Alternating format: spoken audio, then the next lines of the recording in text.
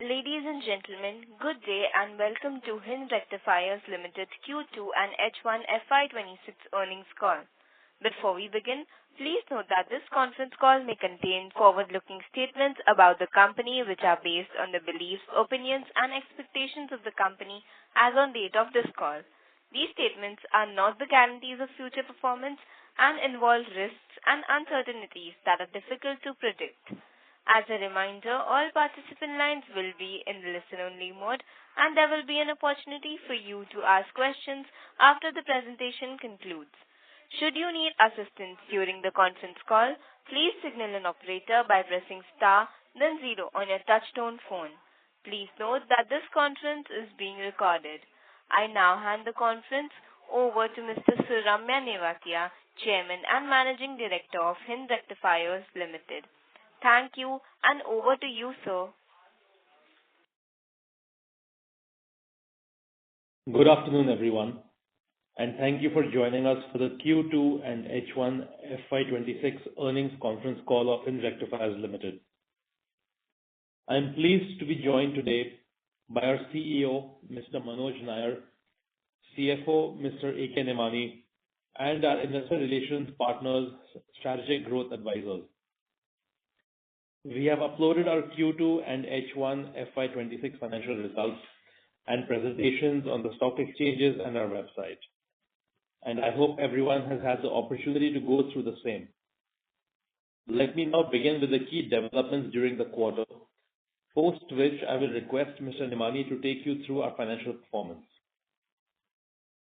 The second quarter of FY26 was a period of continued operational strength, technological progress, and strategic consolidation for Hirect. We maintained execution momentum across key product lines, progressed meaningfully on our new technology programs, and enhanced our competitive positioning through both domestic and international initiatives. Our order book remained strong at 1099 crores as of September 30th, 2025, reflecting sustained demand momentum across our key product lines. The robust order position continues to be supported by healthy inflows from Indian Railways and leading OEM customers, ensuring strong visibility for the coming quarters. A major milestone during the quarter was the completion of our backward integration project at the Sinnar plant and the commencement of commercial production of critical and highly specialized copper conductors for the transformer industry. This initiative marks the creation of a new vertical within Hirect that is focused on specialized copper conductors, which are fast-moving products with strong export potential. With this capability, we are better positioned to meet the growing demand not only of our own traction transformers, but also the entire transformer industry in general. Through this project, we have built in-house capability to manufacture continuously transposed conductors, which is CTC, enameled paper insulated copper conductor, which is EPICC, and paper insulated copper conductor, which is PICC. These are critical raw materials for the production of traction transformers. The total investment for this initiative was about 56 crores, funded through a balanced mix of internal and term loans.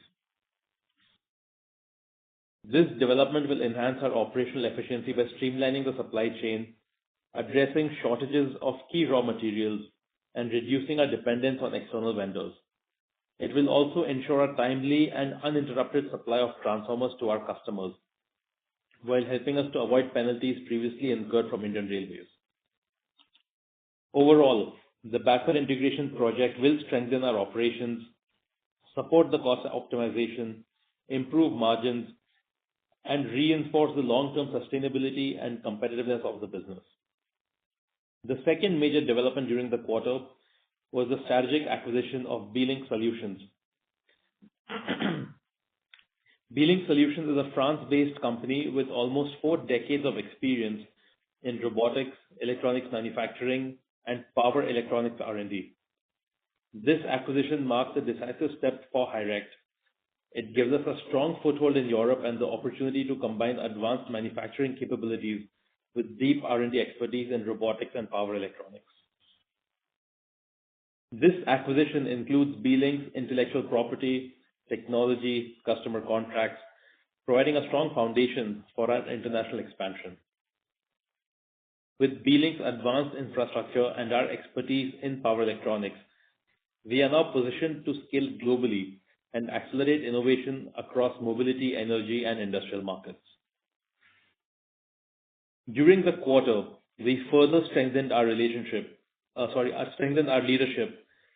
with the appointment of Mr. Manoj Nair as Chief Executive Officer of Hind Rectifiers. Mr. Nair brings over 3 decades of diverse leadership experience across the manufacturing, power, infrastructure, and technology-driven businesses, having held senior leadership roles at Cummins India and IIMS Limited, which is part of the CK Birla Group. His deep operational understanding, customer-centric mindset, and proven track record in scaling complex businesses make him exceptionally well suited to lead HiRect into its next phase of transformation. Under his leadership, we aim to further strengthen execution capabilities, drive operational efficiency, and enhance our focus on technology, innovation, and customer value for building a stronger and more future-ready HiRect. I would request Mr. Manoj Nair to introduce himself, post which Mr. Nimani will take you through the financial performance for the quarter and the half year.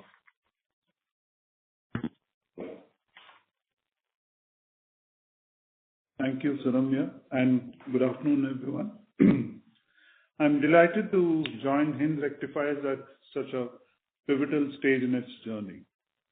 Over the years, HiRect has built a strong reputation in power electronics and traction systems, playing a key role in India's railway modernization and industrial transformation.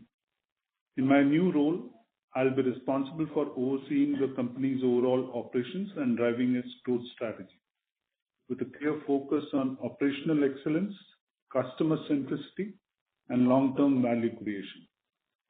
I look forward to closely working with Suramya and the entire leadership team of HiRect as we continue to build a large and profitable business.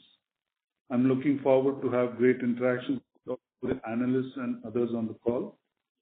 Now I request Mr. Nimani to take you through the financial performance.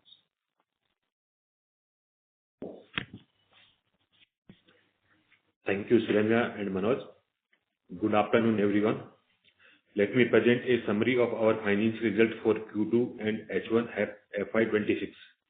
Revenue from operations grew 37% on YoY basis to INR 27 crores in Q2 FY26. Our EBITDA for the quarter stood at INR 25.9 CR, which is a growth of 41.4% on a YoY basis, driven by cost optimization through backward integration and favorable operating leverage. Our PAT for the quarter stood at 14.7 crores, up 44.6% on YoY basis, driven by improved operational efficiencies and financial discipline. Now, in terms of our H1 numbers, our revenue from operations for H1 FY26 reached INR 441.91 CR, making a 46.6% YoY growth over INR 301.40 CR in H1 FY25. Our EBITDA stood at INR 50.1 CR in H1 FY26 with a margin of 11.3%, up from 10.9% in H1 FY25. Our PAT stood at INR 27.5 CR, up 44.6% on a YoY basis. Return ratio improved with ROE rising to 31.4% versus 25.9% in H1 FY25, and return on capital employed stood 26.3% versus 24.1% in H1 FY25. On the working capital front, the company achieved a notable improvement in working capital efficiency, with working capital days have improved from 96 in H1 FY26 to 80 days in H1 FY26, reflecting continued focus on operational efficiency. This is all from my side. I now open the floor for Q&A. Thank you very much. We will now begin the question and answer session. Anyone who wishes to ask a question may press star and one on the touchtone telephone. If you wish to remove yourself from the question queue, you may press star and 2. Participants are requested to use handsets while asking a question. Ladies and gentlemen, we will wait for a moment while the question queue assembles.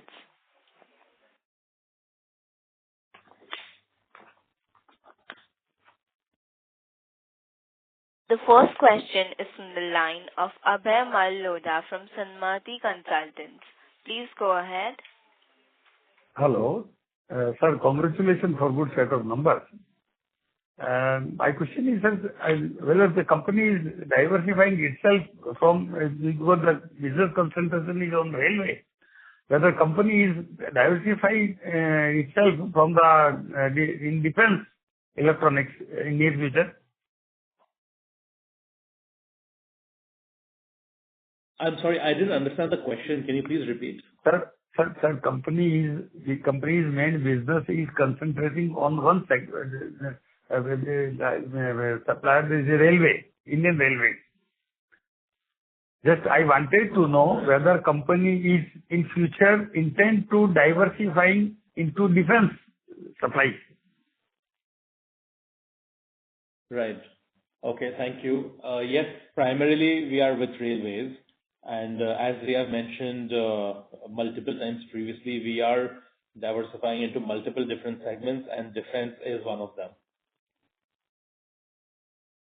Second question is, sir, what is the total capital outlay for the FY26 and FY27? You have this number? Capital expenditure. Yeah, FY 26, we can definitely give you presently this fund. This may be approximately 60 CR. Okay. Entirely it will be funded through. Yeah, it will be, I can say, for this fund. Sorry. It will be, I can say, we have funded and taken the term loan of 34 CR. Balance will be funded by internals only. Okay. Thank you. I will join that. Yeah. Thank you. Thank you very much. The next question is from the line of Prolin Nandu from Edelweiss Public Alternatives. Please go ahead. Yeah, hi team. Thank you for giving me the opportunity. Couple of questions from my side. Just wanted to understand, order book. How do you see the order book growing from here on? Because quarter on quarter, it's flattish, and of course, it also shows that how strong our execution has been in Q2. But looking at the pipeline, how should one think about the order book growth going forward? And does the completion of the order book tenure still remains at around 1 year, or anything has changed there?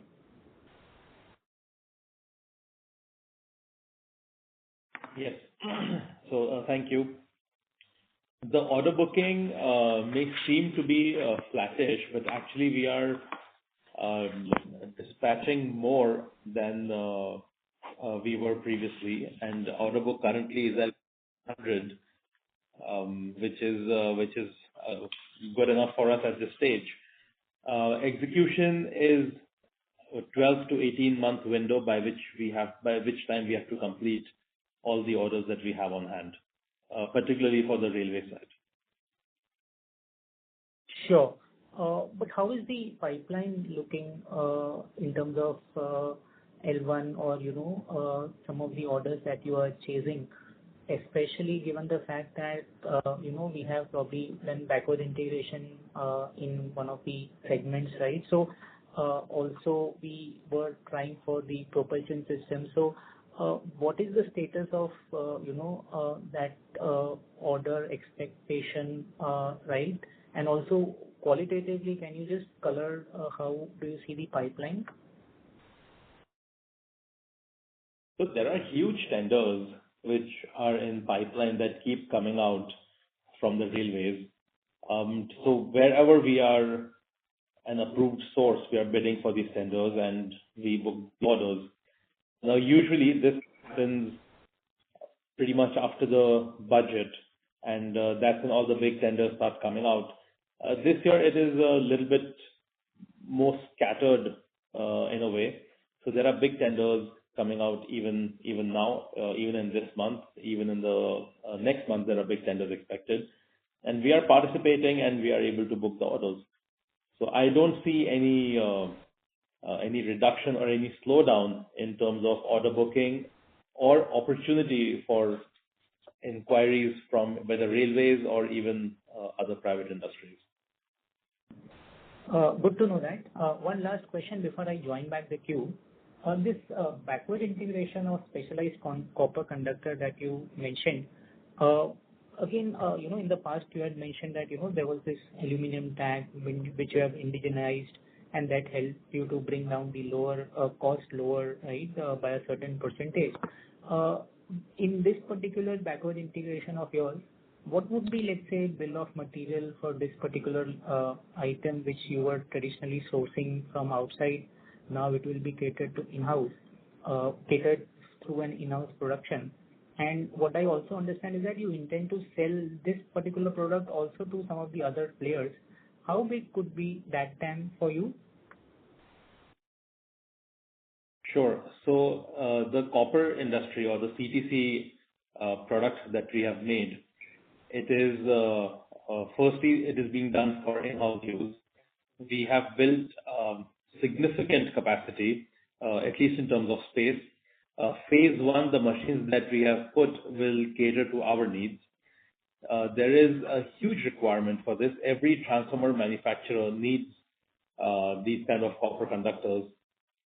There are more transformer guys than there are CTC people today. And so there is a huge expectation. We just commercialized the plant very recently, and we expect, things to become more streamlined in terms of supply chain, in terms of quality, and of course the costing as well. Here, it's not about the BOM. The bill of material is basically primarily just copper. It's more about the process, how that copper is converted to CTC, and that's where your intellectual property, your quality, your performance, all of that comes in. Understood. So what I understand is that, let's say once the plant stabilizes and our needs are catered to, right, we do intend to sell it to other transformer players, and that necessarily not be the transformers who deal with only railway based transformers, right? It could be for anyone, right? And we are still quite import dependent on this product as a country. Is that understanding of mine also correct? And very few Indian manufacturers who are making this, maybe only a couple. Is that understanding for this CDC product correct? Yeah, so we are not import dependent. There are Indian companies making these copper conductors. It's just that the requirement is more than what Indian companies are able to deliver, which is why we are forced to import, but not anymore, because we have our own setup now. And yes, we will sell to other transformer guys, whether it's for traction or power or any other industry that's really irrelevant. It's just whoever wants it, we'll be happy to provide our services. Thank you so much, and I'll join back the queue if I have more questions. But thanks for this. Thank you very much. The next question is from the line of Manish Goyal from Thinkwise Wealth Advisors LLP. Please go ahead. Yeah, thank you so much. First, sir, if you can please provide update on the propulsion system which were undergoing trials. Where are we in terms of number of kilometers coverage? And we were to participate in certain tenders. So if you can provide us some update on that, that was my first question.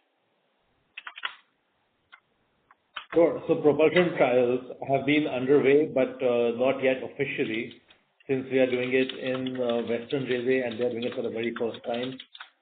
They have just given some clearances yesterday now, and once again we need to get things sort of officially started, and it should happen sooner rather than later. We have that confidence. But it is not going to affect our participation in tenders. There have been tenders this month. We've participated, and we are sure to get orders from that. So what probably earlier was communicated, sir, was that we'll probably get some development orders. So If you can just provide clarity as to in recent tenders, have we got more orders apart from the one development order? Yeah. So these tenders were in October, I believe, towards the middle and end of October, and these tenders are not yet finalized. But if we get the orders from them, we'll definitely inform the exchanges that we have received orders for the propulsion system. Okay. Sir, on the export orders, what we have got from traction transformers from Germany and even IGBT-based inverters to USA, if you can just give us some perspective, what is the probably order size or, and also what is the opportunity going forward for in rectifier? What kind of revenue contribution can happen in next 2 to 3 years and going forward? So, yeah. Okay. So we have dispatched and commissioned the transformers that were sent to Germany, and it's working well. And now we are talking to them for more opportunities of other products that they may need, whether it's transformers or some electronic equipment or some converters. So that discussion is ongoing. And the US converter, which is actually a very unique design that we have done, is now being dispatched. I think they have given the clearance and it will be dispatched now. And once it is commissioned, then we will talk to them for the new project and what scope is there. But there is big potential, and this adds significantly to our credibility to be able to export traction equipment outside. And we are working on how to get more orders from overseas. Any sense on what is the kind of opportunity you have, like what you can address in probably next 2 to 3 years, sir? It's not very easily definable because there are many projects happening in the North American states and in Europe as well. It's not very easy that we can quantify it, but we know what is the area that we are targeting towards. Right. And sir, on the recent acquisition of Bearing Solutions, if you can probably, we did read in the presentation about the company, but if you can provide your perspective as to how do we see it going forward in terms of what is the current revenue and what is the growth outlook, what is the profitability currently, and what kind of investments we are envisaging going forward. Okay, so Bearing Solutions is a robotics, electronics R&D and EMS company. We have acquired it for operational excellence and for the scale and magnitude that they have of electronics and the kind of things that they do. And as we say that we want to become global, we needed a global footprint, and this has opened a lot of doors for us. They primarily work with automobile, and we don't work with automobile that much. So that is giving us a good complement where we are going to their customers to see if there's anything that Hind product can be used for in their businesses. So Bearing is doing roughly 10 million euros. They have 10 million euros worth of orders, and sales will be around the same. It's not profitable yet. It will not be profitable for at least another several quarters. It will take time for us to bring it to profitability. But there are certain products that we have, there is certain IP that we have that we want to commercialize from there, and that can be used for the global market, which has big potential. So that's one of the other reasons why we acquired that company. And so, like you did mention that it's not profitable, but what are the kind of losses and how do you see, like, to fund those losses? Will you require to invest significantly going forward? Yes, so we have a commitment that we will fund about 1.5 million euros every year for 3 years. It would be our goal to make it profitable before that. But if not, then this is the maximum amount of commitment that we have given. And sir, what was the rationale for promoters to own 35% stake and not 100% by Hind Rectifier? So there were two reasons. First, this opportunity was not for Hirect. It was actually for our other company who has the IP for IGBT gate drivers. And we were going to do that deal directly with that with the private company. But as we dug deeper into Beeling, we realized that they have this patented product which they make, which is called printed electronics. And we realized that, okay, that has more use for Hirect. And then they had a really good robotics division, which again had use for Hirect. And then we believed that Hirect would actually have a more synergy than just the one IP that we were doing. So we decided to do it jointly, so everybody can benefit. Also, it helps us diversify the risk a little bit from Hirect point of view, from everybody's point of view rather. So that's, I think it was a good structure that we had done. Sure, sir. And last question, sir. As you have been indicating that company will grow 25 to 30%, do you still maintain that, number one? And number two, on the margins outlook, sir, what kind of margin improvement we can see with this backward integration and operating leverage? Probably can we reach mid-double digit in next 1 or 2 years? Regarding the margins, that's actually the first goal of our CEO, to how we can make the margins better. We have a tough target. Yes, of course, the backward integration helps, but we also need to have a good product mix, good supply chain. Sometimes we had an issue, let's say, a year and a half ago, where electronics became a problem for us, and that increased the cost. Currently, it is the CTC which is becoming a bottleneck. And now we've resolved all these ongoing issues. Let's hope nothing else comes up which could be a big issue for us going forward. If not, I think we will be looking at a big improvement in the material cost. But there are also new products going into the field which are at very competitive rates. There will, of course, be a certain offset to all the improvements that we make. But we will try to balance it out and make it, of course, make it much better than what it already is. Sure, sir. Thank you so much. Thanks a lot. Thank you very much. Participants who wish to ask a question may press star and 1 at this time. The next question is from the line of Manan Shah from Manivi Investment Advisor. Please go ahead. Yeah, hi. Thank you for the opportunity. My first question is on the gross margins front. If I compare H1 to H1, our gross margins have contracted from around 28% to 25%. What would you attribute this contraction in gross margins to? Has there been a change in the product mix, or the orders that we have won are at this sort of a gross margin?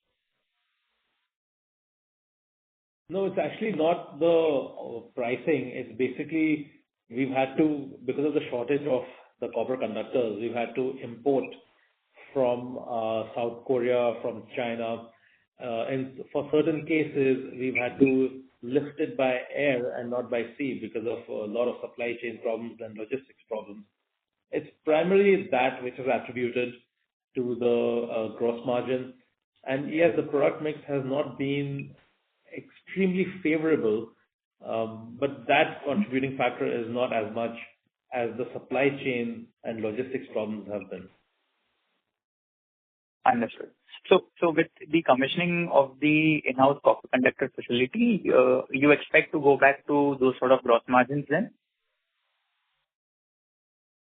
Yes. That should be the target that we have. Q4. I think from Q4 onwards, yeah.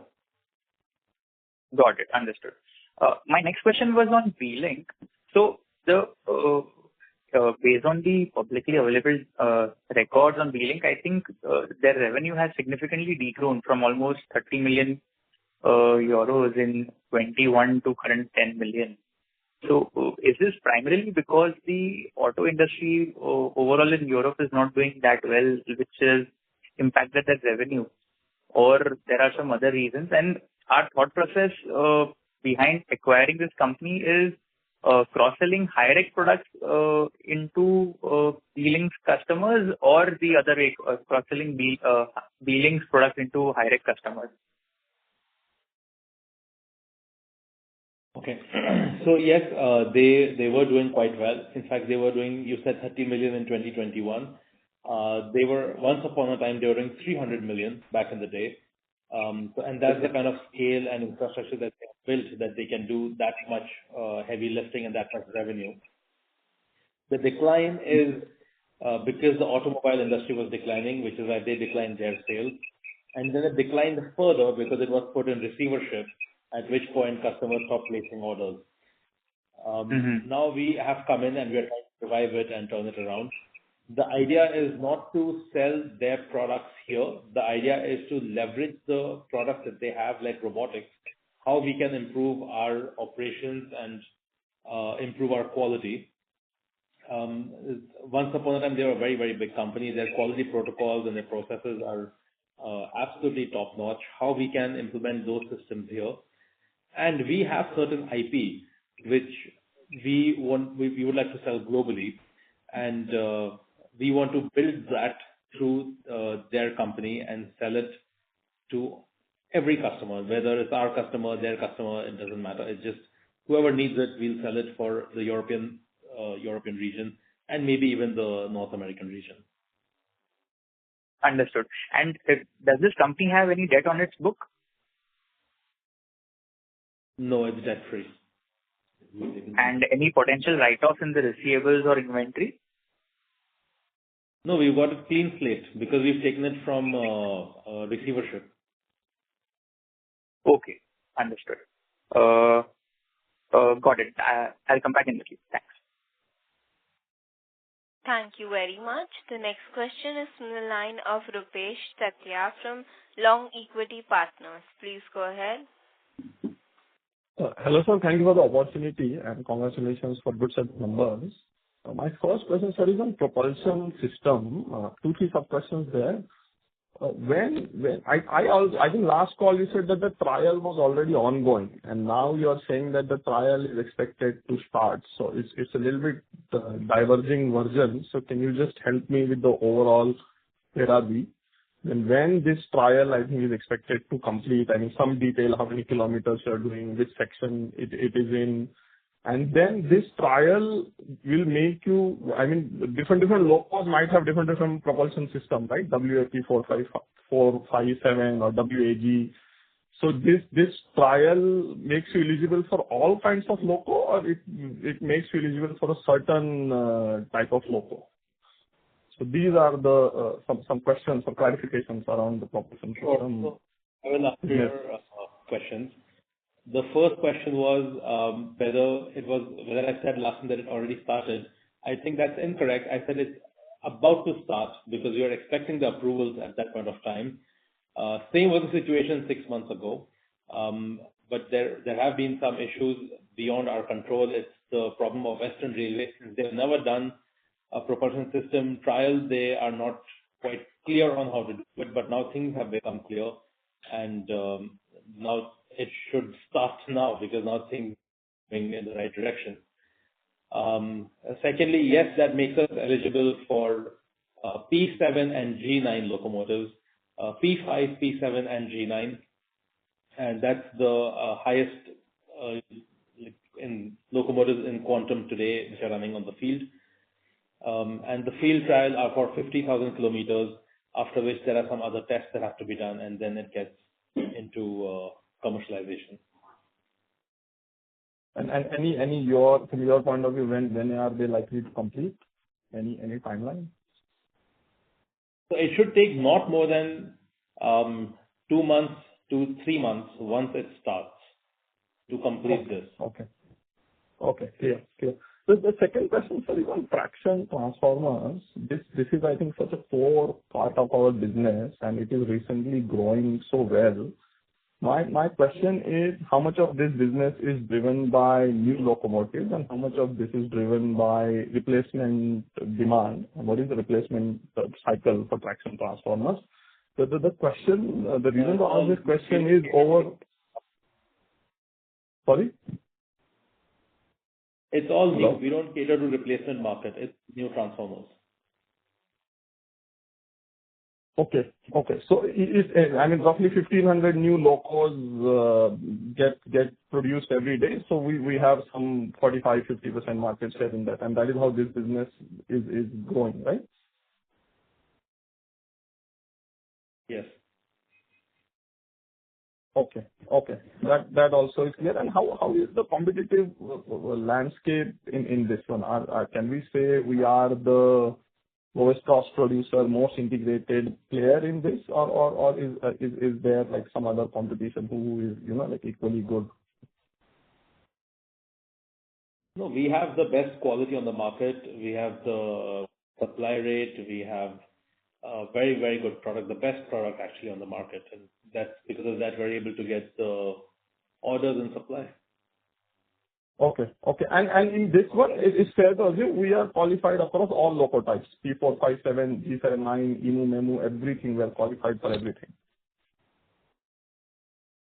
Yes, for all the locomotives. Okay.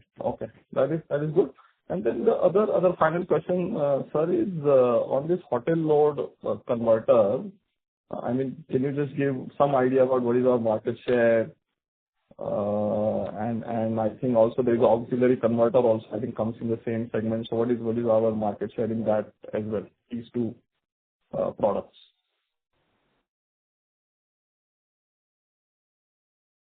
So the market size details are available in public domain. We are catering to, let's say, 20 to 30% of each of these products that you're mentioning. Okay. Thank you for answering my questions. I'll come back in the queue. Yeah. Thank you very much. The next question is from the line of Akansha, an individual investor. Please go ahead. Thanks for the opportunity and congrats with set of numbers. I have a few questions. So on the propulsion on the propulsion system part, you said that trials are going on. So can you just maybe whatever you can share, once the trials are done, what kind of quantum of orders or what kind of orders can we look at?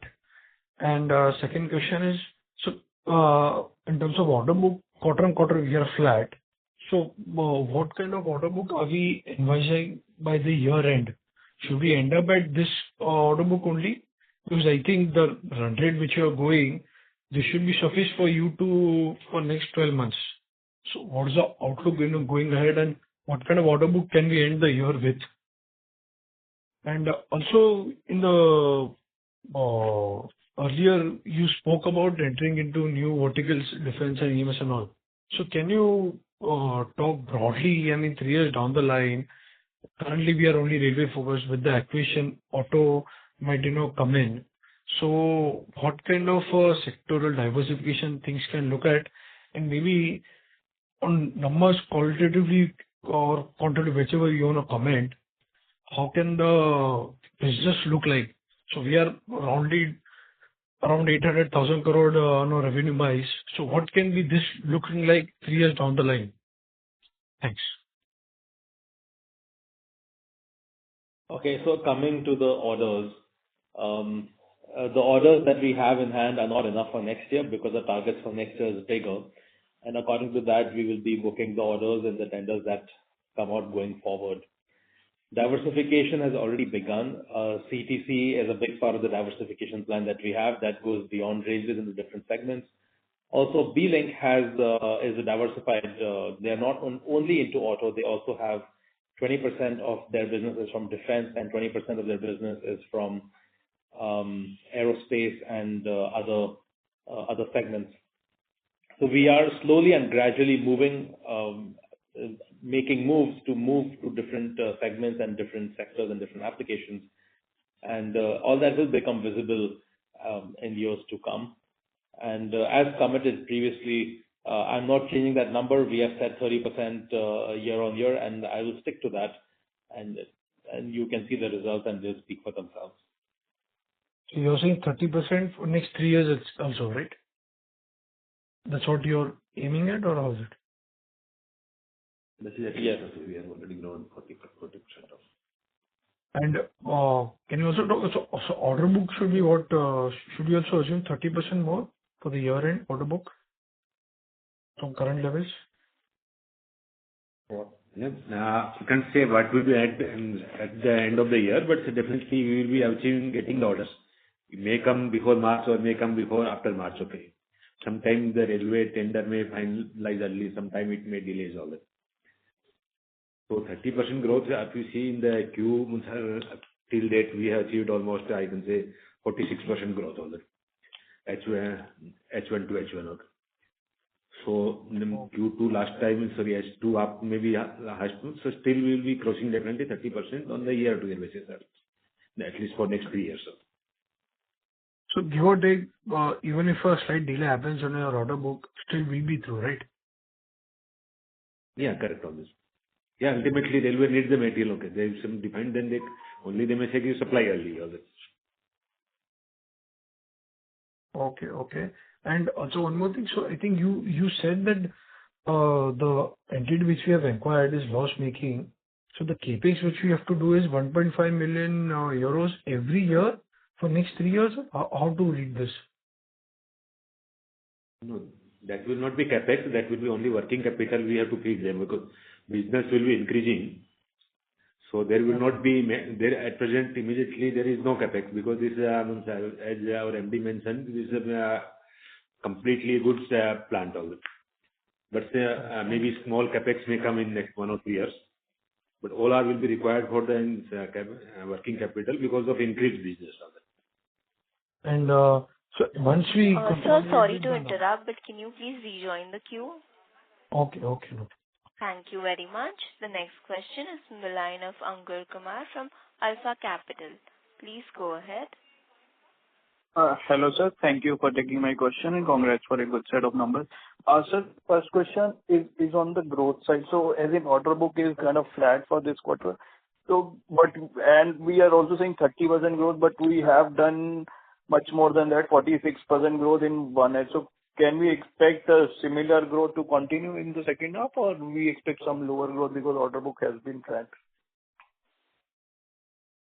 No, you can expect higher growth, but my official commitment is 30%. Got it, sir. And so basically on order win side, what are we expecting? How much to order win do we expect it in this year, sir?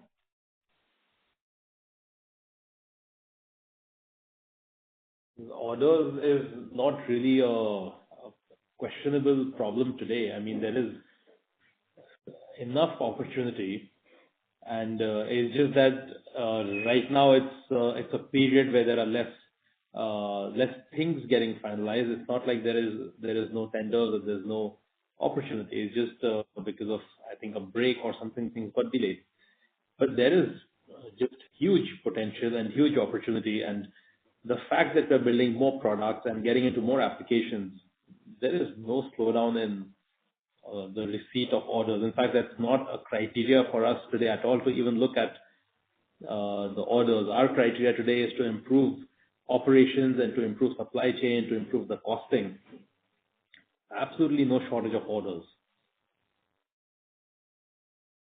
Got it, sir. Thank you and all the best.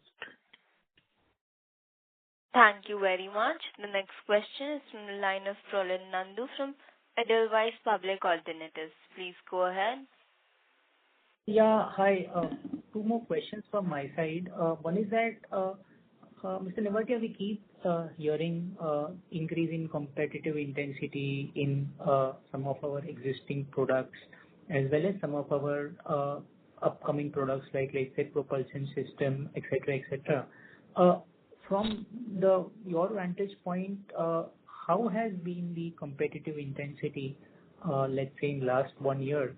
Are there more players which have come into the system, and our opportunity size within, let's say, each of those product segment, has it come down, or can you just help us understand both from an existing product angle as well as from the pipeline or upcoming product? How has been the competitive intensity? Sure. So see, competitors will keep coming. It doesn't matter which product you are doing or which industry you're in. There are always competitors. What we are focusing is how we can be the most comprehensive supplier, how we can be more backward integrated, how we can have more advanced technology that enables us to have a really good product, a cost-effective product, and a highly efficient product, which is what railway wants today. So yes, competitors will keep coming, but how will the competitors be competitive if they don't have a good IP or good technology or good process? So it's not really a very big concern at this stage, because we know the direction that we are headed in and what we are building and how we are backward integrating wherever we are going forward to be competitive, to make things in India and reduce imports. It's a whole big strategic structure that we have for every new product that we enter. And that it helps us to be competitive and helps us to maintain good margins. We continue to invest. Sure, I get that. And last question would be, Mr. Nevatia, you have been looking after this company for quite some time now, right? This is maybe you are the third generation, and this is the first time maybe, an external CEO has come and joined. So just wanted to understand how do you, how do you intend to now spend your time, right, now that there's a CEO to look after things? And also, maybe we can hear Manoj's side of story as well as to, how did he see in Rectifier from an external kind of an eye, and what made him probably, come and join us? Right. So, firstly, Manoj ji has joined us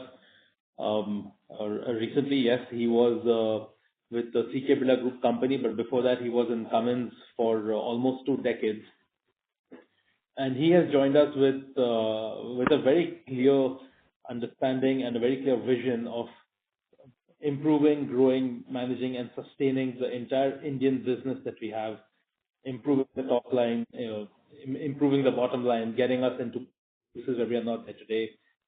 Having worked in Cummins for so many years, he has a great penetration into the defense field and a variety of different applications, including railways.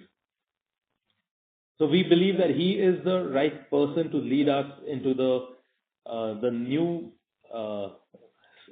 generation of things that we intend to do in India today.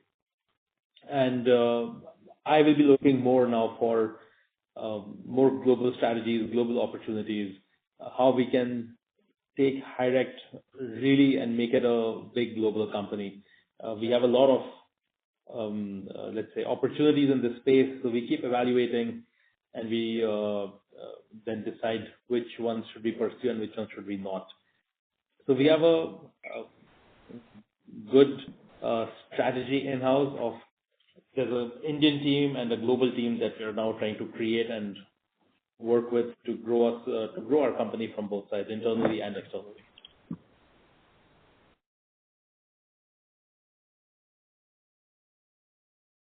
Sure, that's it from my side, and probably, thank you so much. That's it. Thank you very much. Ladies and gentlemen, that was the last question for today. I would now like to hand the conference over to Mr. Suramya Nevatia for closing comments. Thank you. Thank you everyone for your participation and for taking the time to join us on today's call. The first half of FY26 has been marked by strong execution, strategic advancements, and continued growth momentum. With robust visibility, a healthy order book, and our recent strategic initiatives gaining traction, we are confident of sustaining this momentum in the coming quarters with even more opportunities being explored globally. Our focus will remain on strengthening our core business, driving innovation, and enhancing efficiency across operations to deliver consistent, profitable, and long-term value for all stakeholders. I would like to thank everyone for joining the call today. In case of any further queries, please reach out to our investor relations advisors, Strategic Growth Advisors. Thank you. Thanks for joining us. Thank you very much. On behalf of Hind Rectifiers Limited, that concludes this conference. Thank you for joining us, and you may now disconnect your lines. Thank you.